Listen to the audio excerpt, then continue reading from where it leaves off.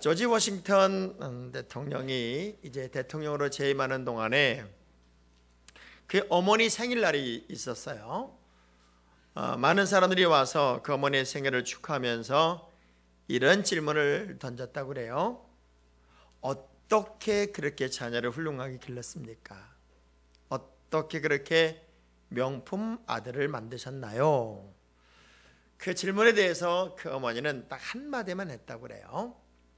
제가 혹 자녀를 잘 길렀다면 이유는 하나일 겁니다. 나는 내 아들을 하나님께 절대 복종하는 아이로 길렀기 때문입니다. 어떤 기술, 재주, 그리고 잘나고 똑똑하게 기르기보다는 하나님에게 절대 복종하는 아이를 길렀더니 오늘의 이 아이가 되었네요. 많은 사람들이 내 방법, 내 식, 또 내 가치관을 가지고 살아갑니다. 그러나 정말 하나님께서 원하는 게 뭘까를 어느 순간부터는 잊고 있다는 사실을 정말 우리는 잊고 삽니다. 제가 대강절 성탄을 준비하는 첫 주일에 말씀의 제목을 잉태라는 제목으로 말씀을 잡았습니다. 정상적인 가정에 결혼이 되고 나면 모든 가족 또 부모들까지 한 가지 소망은 잉태입니다. 빠른 시간 안에 정상적으로 잉태가 되면 그 모든 가족이 또 부부가 설레고 흥분하고 감동하고 감격합니다. 저희 교회도 꽤 오랜 시간 기다려서 두 가정이 아이를 잉태하게 됐어요. 한 가정은 만으로 6년, 한 가정은 만으로 3년, 그러니까 7년, 4년에 걸쳐서 그렇게 아기를 사모하다가 아기를 잉태했다는 소식이 올 5월달, 제가 미국 가는, 내일이 미국 간다면 오늘 주일날 두 가정이 동시에 1분 간격으로 목사님, 저희가 아기 가졌어요. 그런데 아직 아기 같지 않은 저 가정 알지 못하게 비밀로 해주세요. 그런 시간에 우리도 가졌어요 하고 동시에 두 집이 아기 가졌다는 얘기를 저에게 알려줬어요. 그리고 확실하지 않기 때문에 목사님 미국 다녀온 다음에 교인들에게는 알려주세요. 그래서 제가 그 소식을 듣고 교인들에게는 안 알리고 미국을 갔어요. 그리고 15일 만에 갔다 왔더니 전 교인이 다 알아요. 전 교인이 다. 그렇게 행복하고 설레고 즐겁고 감격스러운 것이 잉태의 소식입니다. 그런데 오늘 성경의 예수 그리스도의 잉태 이야기는 그런 설레임도 기대도 그리고 박수도 축하도 아닌 애석하게도 근심과 두려움 그리고 아픔의 잉태였습니다. 나의 의지와 관계없이 이해할 수 없는 성령 잉태 이야기를 받은 이 마리아는 도대체 이 문제를 어떻게 풀어야 할까 고민하지 않을 수 없는 아픔의 잉태였다고 하는 거죠. 예수 그리스도가 이 땅에 오시면 첫 번째 장면이 곧 성탄의 잉태 이야기였고, 이 잉태 이야기는 성탄의 서막을 여는 어찌 보면 서론의 이야기였습니다. 한 여인에게 임한 약혼하고 아직 결혼하지 않아서 첫날 밤을 지내지 않은 한 여인에게 임한 이 날벼락 같은 이야기가 그야말로 예수 그리스도가 이 땅에 오신다는 선언의 이야기였다는 말이죠. 한 여인의 인생의 방향이 송두리째 바뀌는 아픔의 이야기. 이 문제를 누구에게 설명할 수도 설득할 수도 이해시킬 수도 없는, 내가 끌어안고 밤이 맞도록 고민해야 하는 아픔의 잉태 이야기. 도대체 이것을 어떻게 수용해야 되고 어떻게 풀어가야 할지 아무리 고민하고 생각해봐도 해답을 찾을 수 없는 잉태 이야기, 바로 이것이 그리스도의 잉태 이야기였습니다. 한 여인이 아기를 갖고 그 아기를 가진 10달 동안 모든 사람의 축하와 박수와 섬세한 보살핌을 받아야 하는 시간이 사실은 잉태의 시간임에도 불구하고 이 여인은 풀 수 없는 문제를 풀어가며 아픔의 시간을 지나야만 했던 시간이 바로 이 잉태였다고 하는 겁니다. 저는 성탄 이렇게 준비하면서 우리가 박수받고 화려하고 인정받고 축하받는 그런 잉태가 아닌 새로운 잉태를 우리가 또 한 번 하면서 성탄을 준비해야 되지 않을까. 세상은 내용도 모르고 이유도 모르고 그냥 떠들어대고 성탄의 기쁨을 이야기하려고 합니다. 물론 예수 그리스도가 이 땅에 오신 날은 온 인류를 구속하기 위한 출발의 날이기 때문에 박수치고 축하하고 노래할 일이 맞습니다. 그러나 그분의 이 땅에 오심을 우리가 준비하고 맞이할 수 있는 사람이 되기 위해서 나는 마리아의 거룩한 부담이 오늘 우리에게는 필요하다는 거예요. 그 잉태가 우리에게 있어야 된다고 하는 거죠. 오늘 우리 시대는 모두가 내가 잘난 시대입니다. 그리고 용납, 용서, 이해, 그리고 사랑이란 단어가 이미 멀리 도망간 시대를 살아갑니다. 매일같이 올라오는 모든 기사는 남을 정죄하고 남의 트집을 잡고 문제를 제기하고 잘못을 지적하고 걸리기만 하면 죽이고 싶어하는 이 시대를 우리가 살아갑니다. 여러분, 저는 요즘에 그래서 텔레비 뉴스도 안 봅니다. 그리고 신문도 안 봅니다. 왜? 이게 사람이 자꾸 악해지는 것 같아요. 무엇이 옳은지 무엇이 그런지 무엇이 맞는지 틀린지, 틀린 것도 맞고 맞은 것도 틀리고 그냥 목소리 크면 다 이기는 시대를 살아가고 있으니까 정말 남을 생각할 겨를조차 없는 그런 시대가 오늘 우리 시대가 아닐까. 그래서 예수 믿는 사람으로 제대로 살기도 사실 힘들어요. 그래서 내가 크리스찬이라는 사실을 숨기기 좋아하고 예수 믿는 사람처럼 안 살려고 하는 그런 시대가 오늘 우리 시대가 아닐까. 부담이 싫은 거예요. 편하게 예수 믿고 싶고 그리고 쉽게 예수 믿고 싶은 거예요. 그러나 마가복음 8장 38절의 말씀을 보면 여러분 쉽게 예수 믿는 거 없어요. 부담 없이 예수 믿는 거 없어요. 예수를 믿는다는 것 자체는 십자가예요. 그리고 그분의 사랑을 전하는 거예요. 그래서 원수를 사랑해야 되고 미워하는 자를 선대해야 되고 저주하는 자를 축복해야 되는 정말 견디기 어려운 부담이 나에게 그냥 지워져요. 그리고 이웃을 내 몸처럼 사랑해야 되잖아요. 그래서 부담 없는 크리스찬은 없다고요. 이 마리아가 얼마나 부담을 가졌을까요? 그렇지만 이 거룩한 부담이 그리스도를 증거하고 그리스도를 잉태하고 그리스도를 이 땅에 오시게 하는 부담이라면 나는 그 부담을 짊어지겠다고 결심한 것이 마리아의 잉태란 말이에요. 자, 마가복음 8장 38절 시작. 누구든지 이 음란하고 죄 많은 세대에서 나와 내 말을 부끄러워하면 인자도 아버지의 영광으로 거룩한 천사들과 함께 올 때에. 자, 오늘 우리 시대는 정말 음란하고 죄 많은 세대예요. 그래서 여러분이 나 예수 믿어요 라고 말하는 순간부터 여러분은 정말 부담이 돼요. 그렇지만 그것 때문에 내가 부끄러워서 부담돼서 크리스찬이라는 걸 숨기고 예수 그리스도를 잉태한 걸 숨기고 그렇게 살 수는 없더란 말이에요. 오히려 그것이 더 당당하고 기쁨이 될 수 있다면 얼마나 멋진 미래를 우리는 준비하는 게 될까요? 마리아가 예수를 잉태할 수 있었던 것은 가장 중요한 첫 번째가 뭐냐면 그는 하나님의 뜻에 순종했기 때문입니다. 제가 최근에 그런 얘기 참 많이 합니다. 신앙생활의 최고 하이라이트가 뭐냐? 신앙생활의 최고 하이라이트는 순종이다. 아브라함이 순종해서 하늘의 복을 받았고 이스라엘 백성들이 40년 광야 생활 속에서 불순종해서 가나안도 들어가지 못하고 광야에서 다 죽더라. 성경은 쫙 갈라집니다. 순종은 복이요 불순종은 하나님의 저주였습니다. 저는 가끔 가다가 우리 아내가 저를 주방에 잘 못 들어오게 해요. 남자가 자꾸 주방에 들어오냐고. 그래서 저는 주방에 잘 안 들어가면 너무 감사하죠.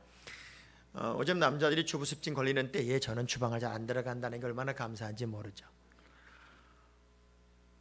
근데 이제 강한 아내가 없으면은 제가 이제 라면이라도 하나 끓여 먹으려고 주방에 들어가 봐요. 뭘 둘이 사는데 그렇게 그릇이 많은지. 어딜 열어보면 이만한 그 대접에 뭐 냄비에 또 뭐 프라이팬에 또 접시가 얼마나 많은지 한 30명은 먹고 살아도 되겠더라고요. 가끔은 그런 생각을 해요. 우리 둘이 생전 써먹지도 않은 그릇이 이렇게 많을까. 그런데 이번 17일 날 제가 모임을 주관하는 모임 목사님들 가정이 17가정이 우리 집에 와요. 17가정이니까 부부가 34명이잖아요. 우리까지 하면 36명이 저희 집에서 저녁을 먹기로 했어요. 아, 이때 쓰는구나. 이때. 이게 항상 쓰는 건 아니지만 필요할 때 쓸 때가 있구나. 자, 마리아를 계속 그렇게 쓴 게 아니에요. 하나님이 가장 중요할 때, 가장 필요할 때, 아주 가장 적당한 때에 하나님이 쓰고 싶어서 예비한 여인이 마리아였어요. 우리에게 있어서 하나님은 가장 적당한 때, 가장 필요한 때 하나님이 여러분을 쓰실 거예요. 그리고 여러분을 부르실 거예요. 그때 이 마리아는 말이 안 돼요. 난 준비도 안 됐잖아요. 예상하지도 않았는데, 생각도 못 했는데, 말도 안 되는데 어떻게 내가 여기에 순종해요? 만약 내가 내 의지를 생각하고 내 앞가림을 생각하고 내 미래를 생각하고 나의 손익계산을 따졌으면 절대 예스를 못합니다. 그런데 이 마리아가 순종할 수 있었던 것은 하나님의 뜻이니까. 우리가 순종한다는 말이 영어로 서브미션이에요. 서브, 아래에 미션, 엎드린다. 내가 하나님의 말씀이 떨어지면 그냥 폭 엎으러지는 거예요. 그 말씀 밑으로 그냥 수그러 들어가는 거예요. 말씀이 떨어지면 이유가 없더라. 어쩌면 우리 12월은 임명 또 사명자를 세우고 인준을 하는 달이에요.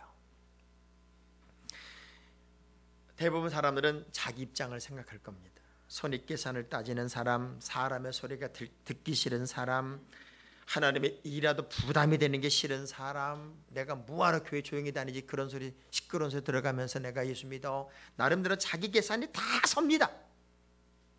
만일 마리아가 자기 계산을 다 했다면 무슨 수로 순종을 했겠습니까? 그런데 하나님의 일은 내 계산이 아니에요. 하나님의 계산이에요. 미사 강변도시가 지금 이제 막 털을 닦고 있습니다. 이제 우리 교회 그걸로 들어가겠죠? 지금 여러분 미사 강변도시를 쭉 한번 돌아보세요. 막 여기저기 파헤치고 뭐 철거 중에 반파된 건물에 그야말로 어디는 또 철거 안 한다고 데모하는데 뭐 그야말로 난장판입니다. 난장판. 그런데 저는 미사 강변도시 청사진을 봤습니다. 쫙 프레젠테이션 한 거를 인터넷 들어가면 볼 수가 있습니다. 우리 교회를 중심으로 해서 저 끝에까지 수변 공원입니다. 쫙 물길 따라가고 그리고 저 도로변 쪽으로는 호텔이 들어오고 쇼핑몰이 들어오고 아파트 단지에 그러게 그리고 다 공원으로 연결이 끝까지 갑니다. 저 끝머리까지. 얼마나 보기 좋은지 몰라요. 얼마나 멋진지 몰라요. 자, LH는 이미 청사진을 가지고 있어요. 그리고 어느 회사를 선정하고 어느 회사를 선정하고 이 설계들을 가지고 이렇게 해라 저렇게 해라 저렇게 해라 저렇게 하고 명령을 할 겁니다. 그러면 그 회사들은 각각의 맡은 구역에 따라서 순종을 착착착 해나갈 거예요. 그리고 앞으로 3년 5년 후에 전비사 강변도시는 명품 도시가 될 거예요. 마리아가 미래를 몰라요. 그러나 하나님의 뜻에 순종하고 나면 하나님은 이미 그분의 그림을 그리고 계셨어요. 예수 그리스도 메시아를 이 땅에 보내서 온 인류를 구원하고 지옥으로 갈 인생들을 천국으로 인도해야 되겠다. 그게 하나님의 청사진이었어요. 그래서 우리 주님이 말씀을 전하면서 진정한 나의 가족이 누구냐, 진정한 나의 가족이 누구냐를 마가복음 3장 35절에 이렇게 설명을 해요. 시작. 누구든지 내 형제요 자매요 어머니니라. 참 이게 육신의 부모가 들으면 되게 기분 나쁜 얘기예요. 예수님 말씀을 전하다가 엄마 왔대 밖에 형제들 왔대 그랬더니 아니 내 말대로 행하고 내 말대로 사는 사람이 그게 내 형제고 자매야. 오늘 아침에 제 아내가 펑펑 울었어요. 그리고 우리 희찬이가 운 이야기를 이제 했어요.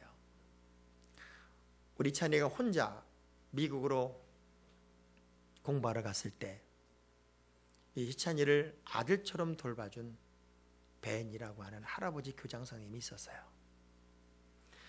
이 교장 할아버지는 우리 아들을 자기 아들로 입양하듯 이 아이를 위한 모든 뒷바라지를 다 했습니다. 단 한 푼의 돈도 이 아이에게 들어가지 않도록 자기가 다 도네이션해서 이 아이는 우리 차이는 3년 미국 고등학교 생활하는 동안에 1원도 안 내고 교장 할아버지가 이 아이를 돌봐줬습니다. 그리고 이 아이는 이제 대학교를 갔고 할아버지와 떨어져 사는 거죠. 그게 우리 희찬이 얘기에 이 아이라고 그랬다고 너무 먼 이야기가 아니라, 근데 우리 희찬이가 전화가 왔어요. 할아버지가 돌아가셨댄다. 그리고 그 아들이 전화를 했대요. 할아버지가 우리 아버지가 돌아가셨다. 그리고 전화를 붙잡고 둘이 그렇게 울었대요. 거기까지 우리가 실감을 못했어요. 근데 희찬이가 올려놓은 페이스북에 한 장의 사진과 글을 보고 저도 이 사람을 그렇게 울은 거예요. 이 아이가 그렇게 글을 썼어요. 내가 미국에 갔을 때 나를 아버지처럼 아껴주던 한 분이 계셨다. 그분의 사랑을 난 잊을 수가 없는데 그분이 돌아가셨다. 그리고 거기다 이렇게 사진을 하나 올려놨어요. 할아버지, 그러니까 책상에 있는 사진이에요. 사진이 딱 찍혀 있는데 모든 가족 사진에 희찬이 사진이 딱 가운데 있어요. 이 할아버지는 한국에서 온 전혀 다르게 생긴 우리 둘째를 믿음이 좋다는 이유 하나로 아들로 진정 생각한 거였어요. 그리고 돌아가시는 날까지 그 자식들 자기 아내 옆자리에 우리 희찬이 사진을 이렇게 놓고 평생을 돌아가실 때까지 이 아이를 바라보고 있었어요. 그리고 이 할아버지가 돌아가셨을 때 장례를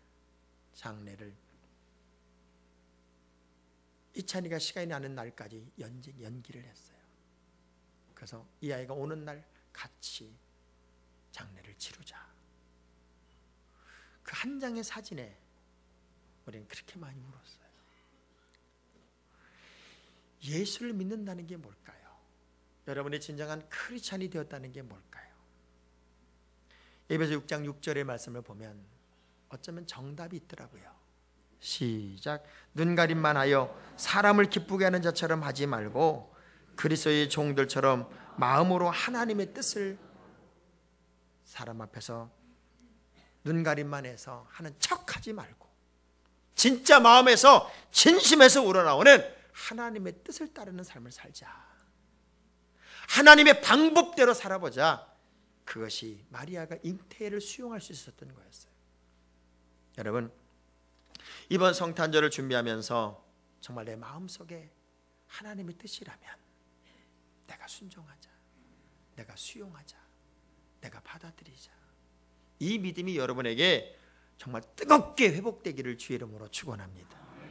결국은 이 마리아에게 있어서 잉태를 수용할 수 있었던 가장 중요한 의미는 뭐냐면 그는 천사가 전한 그 말씀을 진짜 믿은 거예요.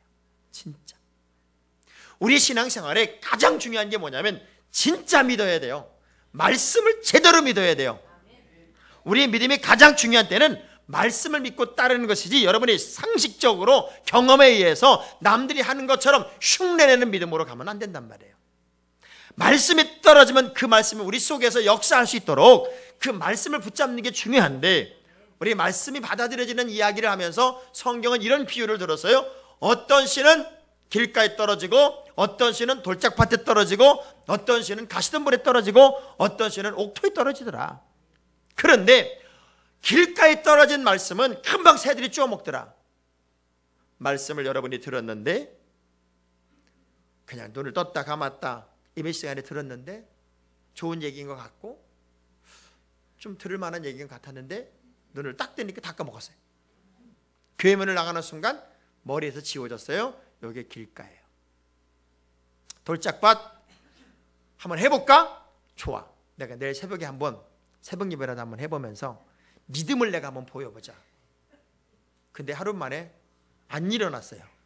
못 일어난 거예요. 그래서 이렇게 생각해요.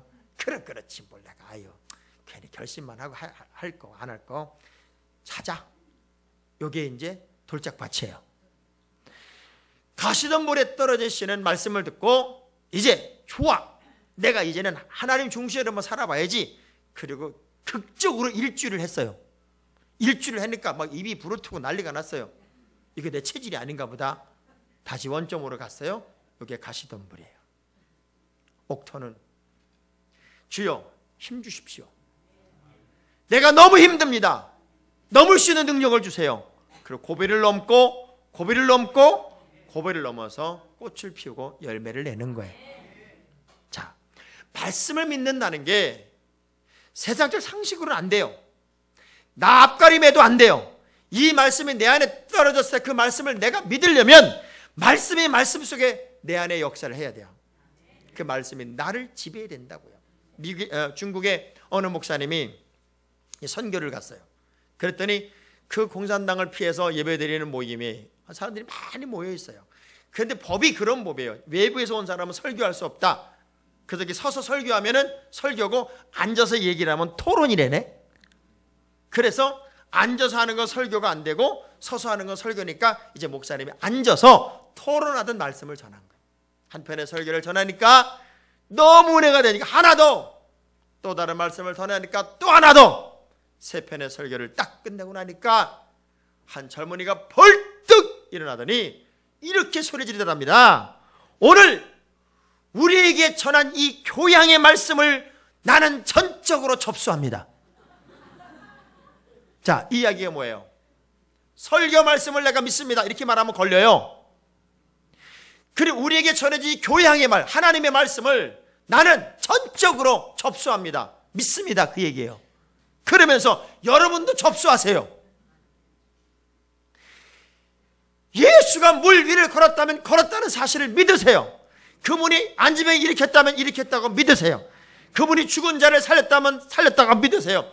눈을 뜨게 했다면 눈을 뜨게 한 것처럼 믿으세요. 그걸 접수하세요. 소리 지르세요.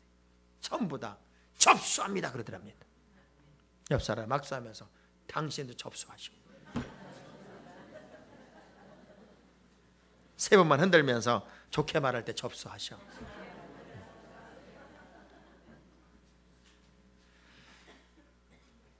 하나님의 말씀이 내 안에 떨어지면 그 말씀을 내가 믿어야 되는데 자꾸 자기 생각을 하는 게 자기 생각.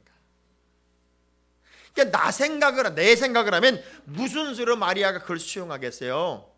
왜 하필이면 납니까? 다른 여자 라이벌한 저 여자가 더 잘할 거라고, 애기 잘 날 거라고. 나는 힘이 없어. 애기는 힘들어 할 테니까. 야, 오늘인가 언젠가 어느 우리나라에 쉬운 1살짜리 부인이 쌍둥이를 낳더만요. 쉬운 1살짜리. 그때 아기를 가진지도 몰랐는데 교통사고가 나가지고 병원 가서 엑스레이 찍다가 아기 가진 줄 알아가지고 쌍둥이를 낳았어요. 쌍둥이. 그러면 우리 교인들도 지금 전도할 수 있는 가능성이 충분한 사람들이 많이 있습니다. 저는 성탄을 준비하면서 다시 우리 모든 성도들이 말씀으로 돌아가길 바랍니다. 여러분 무슨 이유, 핑계, 무슨 상황, 현장 이런 건 다 그만두고 다시 말씀으로 돌아갑시다. 그리고 그 말씀을 믿읍시다. 주님의 말씀을 따라갑시다. 아멘. 베드로가 고기 한 마리 못 잡았어요. 그랬더니 예수님이 오셔서 뭐라고 그래요? 깊은 데로 가서 그물을 내려봐. 여러분 같으면 그 좀 상식도 안 맞는 얘기 좀 하지 마셔. 당신이 어부요? 몰골을 보니까는 어부는 같지 않은데 당신이 물속에 들어갔다 나왔어? 밤새 내가 깊은 데는 안 갔겠으며 얕은 데는 안 갔겠으며 내가 돌을 수 있는 데는 다 돌았어. 이제는 그물 접고 오늘 안 되니까 좀 쉬어야 됩니다. 이게 상식이에요. 그런데 베드로가 뭐라고 그래요? 자, 누가복음 5장 5절입니다. 누가복음 5장 5절의 말씀을 보면 시작.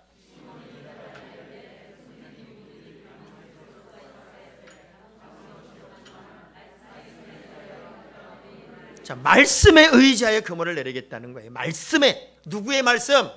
예수 그리스도의 말씀에.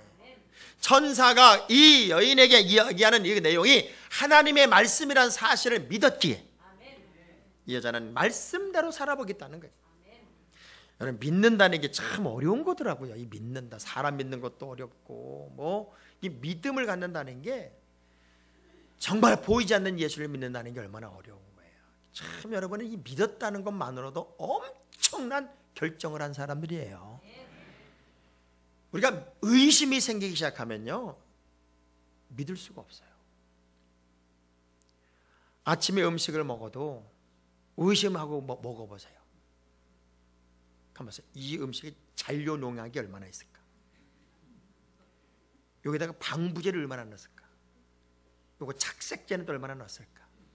가만있어요. 우리 아내가 손을 씻고 했을까? 그 안에 대장균이 몇만 마리가 있었을까? 젓가락 숟가락, 이야, 식당에 가서 여러분 음식을 먹으면서 그 식당에 있는 숟가락 얼마나 많은 사람 입속에 들어갔다 나온 거냐. 어떤 사람은 또 쭉쭉 빨아먹어. 이렇게 그 수많은 사람의 입속에 들어갔다 나온 저 숟가락 젓가락으로 음식으로 내가 또 음식을 먹어야 돼. 그거 의심하기 시작하면요, 먹을 수가 없어요. 근데 우리 무슨 믿음으로 먹느냐? 까짓거 침이 다 살균시키겠지. 까짓거 하나님이 확 소화시킬 능력을 주셨겠지. 나의 건강세포가 병균들을 확 죽여버리겠지. 그런 믿음이 있으니까 여러분이 음식이라도 먹는 거예요. 진짜 여러분 의심하면요, 옆에 있는 사람 어떻게 믿고 앉아있어? 지금 기도할 때 주머니 뒤지는 거 아니야? 막 그러면 이거 예배 드릴 수 없어요. 믿는다는 게 정말 중요한 거예요. 그래서 여러분, 하나님의 말씀을 믿기에 우리는 예수를 믿은 거고, 말씀을 믿기에 손해도 감수하는 거고, 말씀을 믿기에 희생도 하는 거고, 말씀을 믿기에 어려워도 원수를 사랑할 수 있는 도전을 하고 있는 거잖아요. 자, 그러면 마리아에게 있어서 가장 중요한 잉태의 의미는 뭐냐면 내가 아닌 누군가를 위해서예요. 성탄을 준비하면서 우리가 가장 소중하게 다시 한번 회복해야 될 게 뭔 줄 알아요? 여러분 마음속에 꼭 잉태해야 될 게 뭐냐면 이웃사랑이에요. 이웃사랑. 나 하나 희생함으로써 인류의 죽어가는 수많은 영혼들을 살릴 수 있다면 나는 내가 손해보고 내가 부담 갖고 내가 어려움 겪지만 영혼을 구원하는 일에 나는 도구 되겠다는 거잖아요. 그래서 이 마리아는 이웃을 먼저 생각했어요. 옆 사람 악수하면서 이웃을 먼저 생각합시다. 예수 그리스도의 잉태 이야기는 마리아 개인에게는 고통과 고난일 뿐입니다. 그러나 마리아가 순종한 분명한 이유는 예수 그리스도가 누구인지를 알았기 때문이에요. 그분은 인류를 구원할 메시아라는 사실을 알았기 때문이고, 그분이 이 땅에 오셔야만 모든 나의 이웃들을 구원한다는 사실을 그는 믿었기에 내가 이 잉태를 이해하지 않으면 안 되는 거였어요. 여러분, 힘들고 어려운 걸 다 싫어하잖아요. 솔직한 여러분의 심정이 뭐예요? 교회 다니면서 편하게 다니고 싶고, 다른 사람한테 무슨 소리 안 듣고 싶고, 또 부담스럽지 않고 싶고, 그냥 조용히 다니고 싶잖아요. 조용히, 아주 그냥 있는 듯 없는 듯, 간섭도 받기 싫고. 근데 그게 아니에요. 예수를 믿는 건 자체가 부담이에요. 왜? 십자가니까. 십자가는 나를 위해 짊어지는 게 아니라 너를 위해 짊어지는 게 십자가예요. 여러분, 부모가 된다는 것 자체가, 애기 보면 얼마나 이뻐요. 어제 보니까 우리 박상배 권사님 손주한테 자동차 사줬더라. 자동차. 어디 계세요, 박 권사님? 아주 그냥 이뻐 죽습니다. 언젠가 왜 이렇게 벌써 그렇게 됐냐 그랬더니 박상배 권사님이 저한테 그러더라고. 나보세요 목사님도 그러더라고. 하나 손주 받아보라. 내가 손해보는 거예요. 부모가 됐다는 것 자체는 벌써 자식을 위해 내가 희생한다는 거잖아요. 여러분이 크리스찬이 됐다, 하나님의 자녀가 됐다, 그것은 이미 누군가 내 자식을 위해 나는 희생하는 자가 되겠다는 거예요. 여러분이 크리스찬이 됐다면 예수의 마음이 이 안에 들어있기 때문에 나를 위한 존재가 아니라 영혼을 위한 존재로 바뀐 거예요. 어느 개척교회 월세도 못 내는 교회예요. 목사님이 그걸 끌어안고 살림을 할 일이 정말 너무 힘이 들어요. 그래도 간간히 살림을 했는데 그나마 교인이 한 20명쯤 됐어요. 그래도 여전히 적자죠. 그렇지만 교회가 이제 틀을 잡아야 되니까 집사님, 교회가 우리 현재는 좀 적자지만 거기 뭐 권사도 없고 집사만 세운 거죠. 집사님이 좀 회계 집사 좀 해라. 다 안 한대. 왜? 맨날 매달 부족할 테니까. 다 안 한다는 거예요. 다 한다는 사람이 하나도 없어요. 근데 한 분이 그러더래요. 목사님 집사님밖에 없는데 집사님이 뭘 해줘야 되겠다. 또 목사가 다 오면 목사가 다 어떻게 했다 그럴 거 아니냐. 그러나 너무 부족하다. 모자란다. 제가 한번 해보겠습니다, 목사님. 지금 이것저것 선교비 받은 게 좀 있다. 그래 모자라면 얘기해라. 그러면 여기서 이렇게 넣으면 된다. 알겠습니다. 그러나 제가 해보는 데까지 해보지요. 그리고 이 집사가 끌어안고 교회 재정을 이제 회계를 하는 거예요. 거기가 한 주에 20만 원 정도 나오던 교회예요. 신기하게 그 집사님이 회계를 맡은 그날부터 그 주부터 40만 원이 나와. 한 주 결산이. 왜? 본인이 20만 원을 넣어. 그 다음 주에는 60만 원이 됐어요. 그분의 희생과 헌신을 보고 누군가가 동의를 해줬어요. 그렇게 한 달이 지나니까 분명히 모자란 재정이어야 되는데 모자라는 게 아니라 남기 시작해요.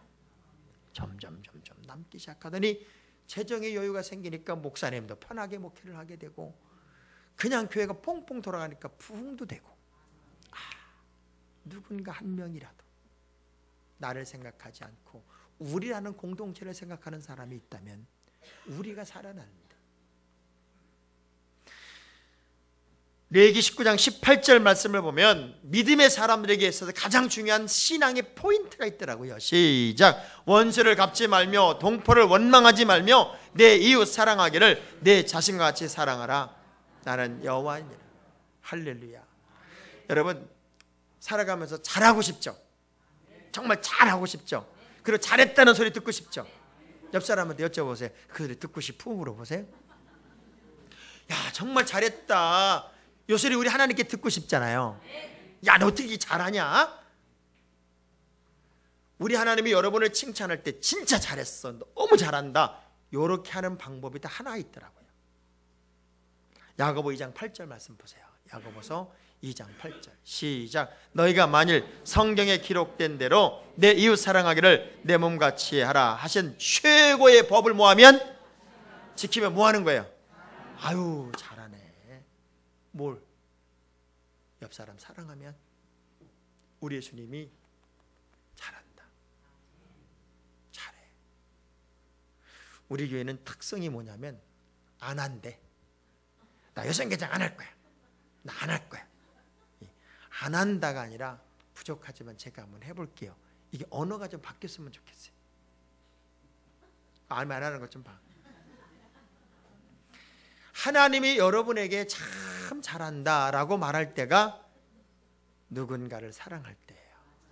누군가를 사랑한다는 것은 누군가의 어려움을 내가 같이 끌어안아 준다 그 얘기예요. 마리아가 그렇게 잉태하고 10달을 기다리는 동안 얼마나 어려웠어요. 얼마나 힘들었어요. 사람들한테는 설명이 안 되는 이야기니까. 그렇지만 요런 기대감 하나 있었을 거예요. 내가 참고 견디고 넘으면 인류 구원의 역사는 이루어진다.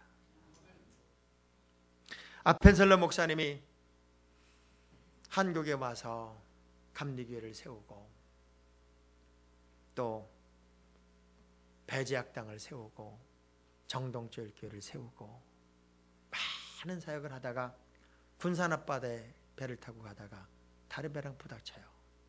또 배가 파손이 되고 여고생 둘이 바다에 빠지니까 그 아이들을 건지려고 뛰어들어갔다 그만 44살에 죽었어요.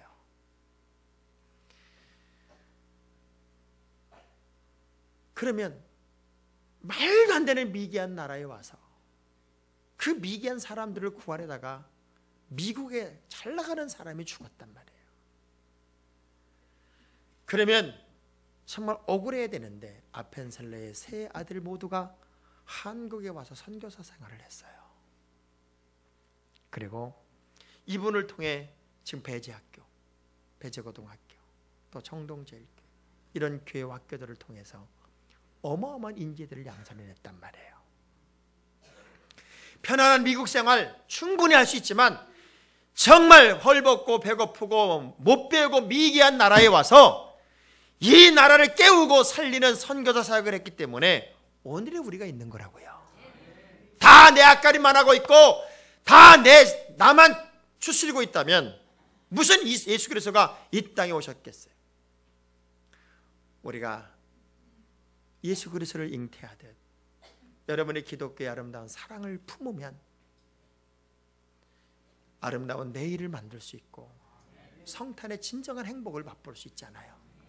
이제 진정 하나님이 원하는 아름다운 말씀을 품고 하나님의 뜻을 품고 이웃을 먼저 생각하는 것을 품어서 그것이 결과가 되고 열매가 되었을 때 위대한 승리의 개가를 부르게 되는 여러분 모두가 되기를 주의 이름으로 축원합니다. 기도하죠.